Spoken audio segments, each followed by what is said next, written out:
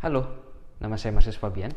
Pada kesempatan kali ini, saya akan kembali membahas hal yang memiliki kaitan sedikit banyak dengan dunia penerbangan. Tetapi hal yang akan dibahas bukan pesawatnya, melainkan sebuah pelontar elektromagnetik. Pelontar elektromagnetik sendiri merupakan sebuah railgun yang dapat bergerak dengan memanfaatkan arus yang mengalir pada rel pelontar untuk menghasilkan gaya Lorentz. Pelontar atau kereta lontar tersebut biasanya dipasangkan pada sebuah pesawat. Nah, cara kerja dari sistem ini adalah dengan menggunakan konsep kumparan tetap dan magnet yang bergerak. Salah satu implementasinya terdapat pada Electromagnetic Aircraft Launch System yang dimiliki oleh Angkatan Laut Amerika Serikat.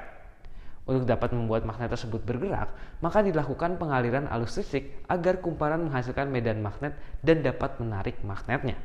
Lalu secara cepat arus listrik yang diputus ketika magnet berada pada bagian tengah dari kumparan.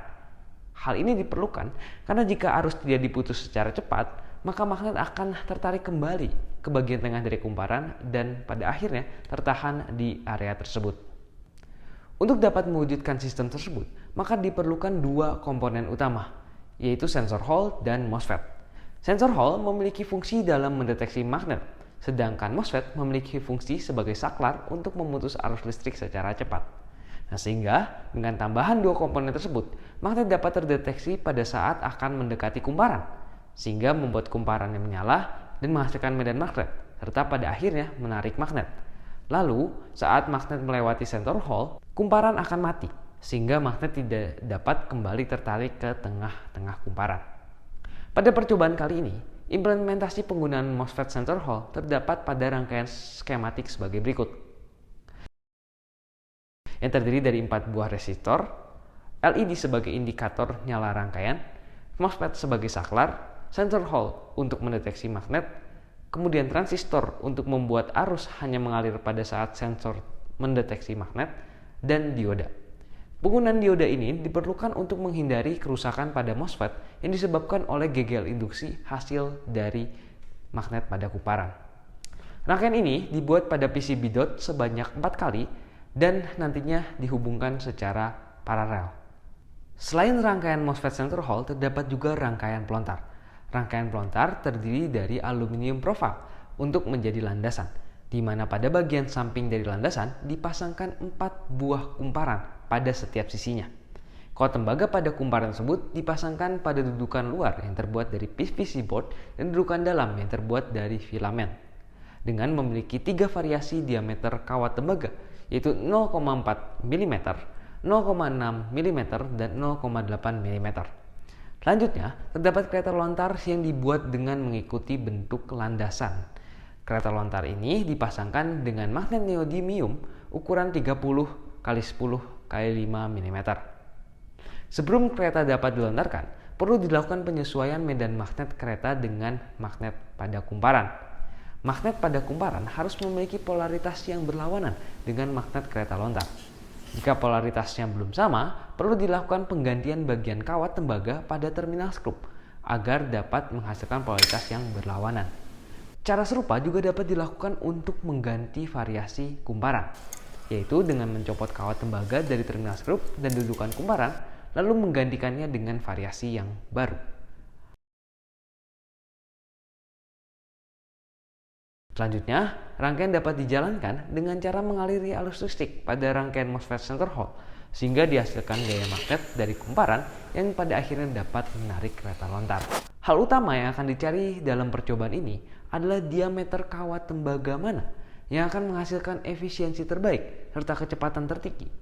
Apakah variasi diameter 0,4 mm, 0,6 mm, atau 0,8 mm? Nah, untuk dapat mengetahui hal tersebut, mari kita coba. Sebelum melakukan percobaan, hal yang perlu dilakukan adalah mengukur jarak setiap dudukan luar kumparan.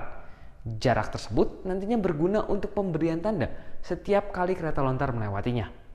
Setelah diketahui jaraknya, lalu dilakukan percobaan.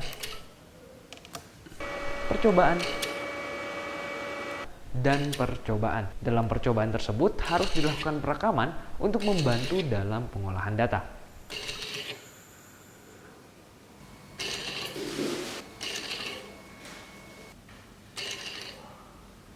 Selanjutnya, dilakukan pengolahan data menggunakan aplikasi Logger Pro. Data pertama yang perlu dicatat adalah waktu ketika LED indikator menyala dan mati. Hal ini berguna untuk mengetahui waktu menyala dari rangkaian. Kemudian, dicatat juga waktu setiap kali kereta lontar melewati batas jarak antar dudukan luar kumparan.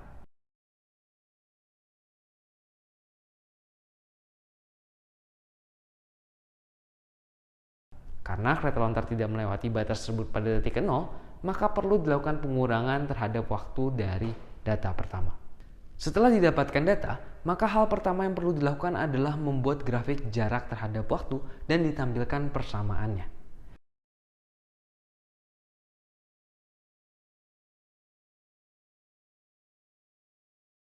Dari persamaan-persamaan tersebut, bisa kita dapatkan kecepatan awal dengan mengambil koefisien T, percepatan dengan 2 kali koefisien T kuadrat, kecepatan akhir dengan menggunakan rumus Vt sama dengan V0 ditambah 2 At, dan energi kinetik dengan menggunakan rumus setengah mv kuadrat. Selanjutnya, dapat dicari juga energi potensial dari setiap rangkaian dengan menghitung tegangan power supply, yaitu 20 volt dikalikan arus pada rangkaian, itu 10,5 ampere, dan dikalikan waktu rangkaian menyala.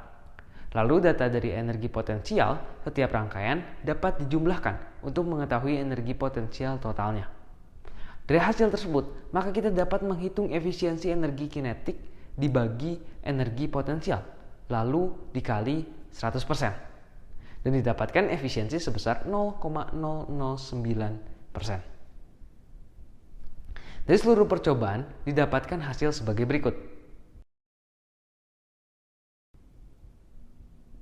Pada kedua grafik tersebut, dapat dilihat bahwa variasi 0,4 mm memiliki nilai 0. Hal ini dapat terjadi lantaran pada variasi 0,4 mm, kereta lontar hanya bergerak sekitar setengah lintasannya saja, sehingga tidak dapat diketahui kecepatan akhir, energi kinetik, energi potensial, maupun efisiensinya.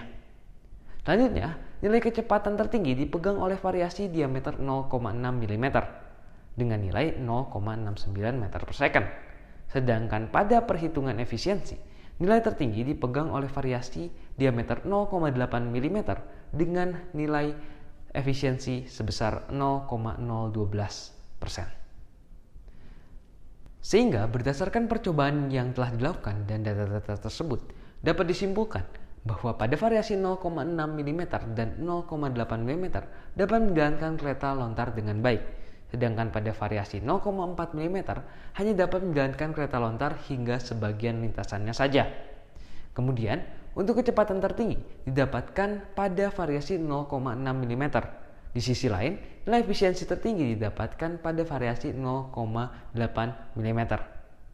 Nah, untuk mengetahui apakah diameter kawat tembaga yang lebih besar akan memberikan kecenderungan yang sama pada efisiensi dan juga kecepatan kereta lontar, atau bahkan penggunaan jumlah kumparan yang lebih banyak lagi pada sistem pelontar elektromagnetik ini.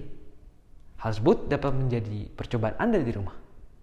Demikian percobaan saya mengenai pengujian efisiensi dan kecepatan pelontar elektromagnetik terhadap variasi diameter kawat tembaga. Nama saya Marsius Fabian. Terima kasih dan selamat mencoba.